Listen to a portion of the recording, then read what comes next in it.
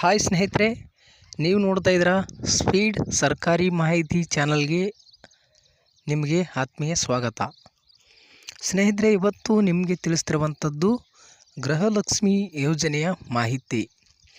ಹೌದು ಸ್ನೇಹಿತರೆ, ಗೃಹಲಕ್ಷ್ಮಿ ಯೋಜನೆಯ ಕೆಲವೊಂದಿಷ್ಟು ಮಾಹಿತಿಗಳು ನಿಮಗೆ ತಿಳಿಸ್ಕೊಡ್ತಾ ಇದ್ದೀನಿ. ಕೆಲವರು ಏನು ಹೇಳ್ತಾ ಇದ್ದಾರೆ, ನಾನು ಗೃಹಲಕ್ಷ್ಮಿಗೆ ಅರ್ಜಿ ಸಲ್ಲಿಸಿದ್ದೀನಿ ಅಂದರೆ ಸೆಕೆಂಡ್ ಒಂದು ಲಿಂಕ್ ಬಿಟ್ಟಿದ್ದಾರೆ ನೋಡಿ.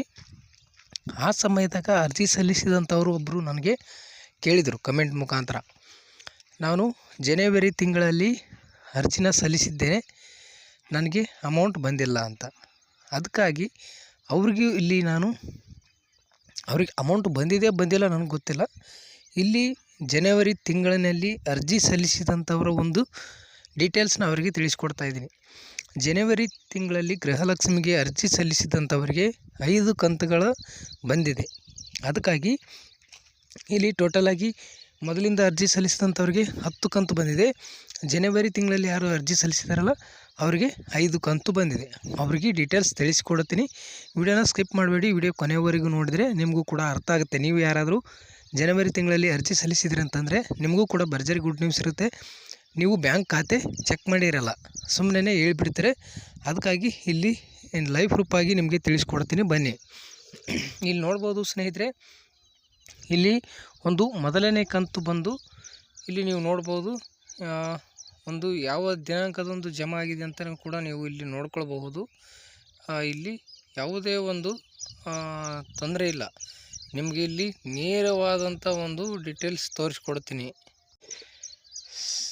ಸ್ನೇಹಿತರೆ, ನೋಡ್ಬೋದು ನೀವು ಇಲ್ಲಿ ನಿಮಗೆ ಸಂಪೂರ್ಣವಾದಂಥ ಡೀಟೇಲ್ಸ್ ನಾನು ತಿಳಿಸ್ಕೊಡ್ತೀನಿ. ಇಲ್ಲಿ ನೋಡಿ, 23/3/2024ಕ್ಕೆ ಅಮೌಂಟ್ ಜಮಾ ಆಗಿರುವಂಥದ್ದು ಗೃಹಲಕ್ಷ್ಮಿಯ.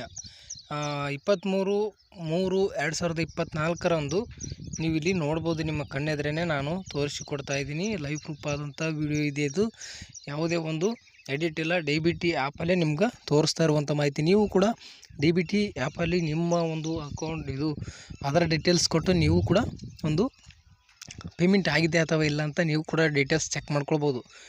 ನೀವು DBT ಆ್ಯಪ್ ಮುಖಾಂತರ ನಾನು ತೋರಿಸ್ಕೊಡುವಂಥದ್ದು.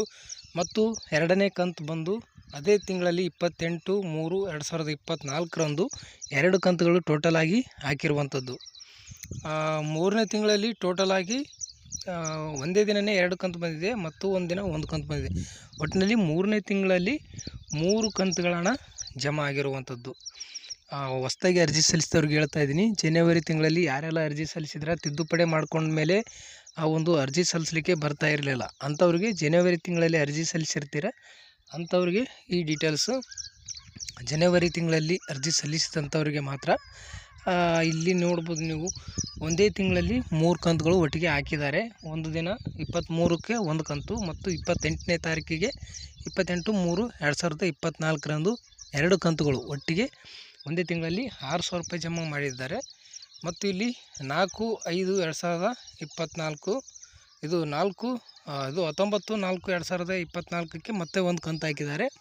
ಮತ್ತು ಇಲ್ಲಿ 4/5/2024 ಮತ್ತು ಒಂದು 5ನೇ ಕಂತಿನ ಹಣ ಬಂದಿದೆ.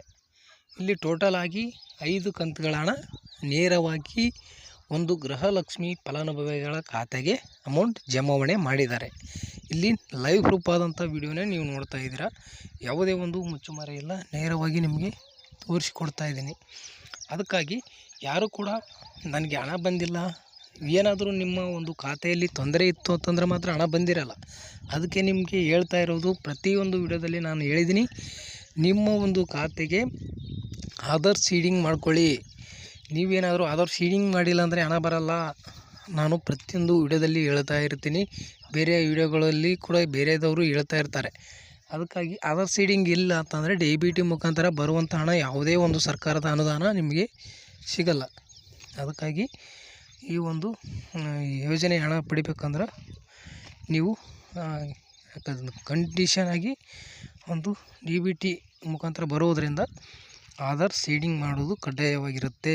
ಮತ್ತು ಏನಾದರೂ ನಿಮ್ಮ ಆಧಾರಲ್ಲಿ ಏನಾದರೂ ಚೇಂಜಸ್ ಮಾಡಿದ್ದೀರಾ ಅಂತಂದರೆ ನೀವು ಕೂಡ ಅಲ್ಲಿ ಅಪ್ಡೇಟ್ ಮಾಡ್ಕೊಳ್ಬೇಕಾಗುತ್ತೆ. ಅದಕ್ಕಾಗಿ ನಿಮ್ಮ ಒಂದು ಆಧಾರ್ ಕಾರ್ಡ್ ಚೆಕ್ ಮಾಡ್ಕೊಳ್ಳಿ. ಸಂಪೂರ್ಣವಾಗಿ ಹಣ ನಿಮ್ಮ ಖಾತೆಗೆ ಬಂದು ಜಮಾ ಆಗುತ್ತೆ. ಯಾರಿಗಿನ್ನೂ ಜಮಾ ಆಗಿಲ್ಲ ಅವರಿಗೂ ಖಂಡಿತವಾಗಿಯೂ ಜಮಾ ಆಗುತ್ತೆ. ನಿಮ್ಮ ಒಂದು ಖಾತೆ ನೋಡ್ಕೊಳ್ಳಿ ಸರಿಯಾಗಿದೆ ಅಥವಾ ಇಲ್ಲ ಅಂತ. ನೀವು DBT ಆ್ಯಪ್ ಮುಖಾಂತರ ಕೂಡ ನೋಡ್ಕೊಳ್ಬೋದು. ಅಲ್ಲಿ ನಿಮ್ಮ ಆಧಾರ್ ಡೀಟೇಲ್ಸ್ ಕೊಟ್ಟು ಪ್ಲೇಸ್ಟೋರಲ್ಲಿ ಡೌನ್ಲೋಡ್ ಮಾಡ್ಕೊಳ್ಳಿ ಸ್ನೇಹಿತರೆ. Thank you.